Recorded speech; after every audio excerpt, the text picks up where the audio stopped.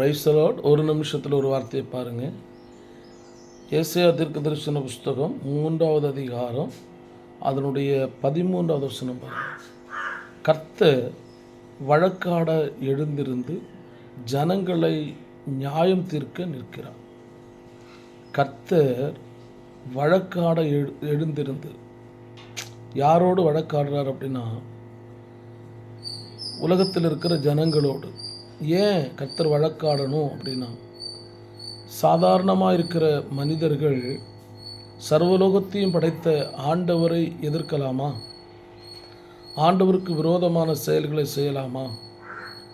அப்போ அப்படிப்பட்ட செயல்களை செய்யும்போது ஆண்டவர் அப்படிப்பட்ட மனிதர்களுக்கு விரோதமாக எழுந்து வழக்காடுவார்.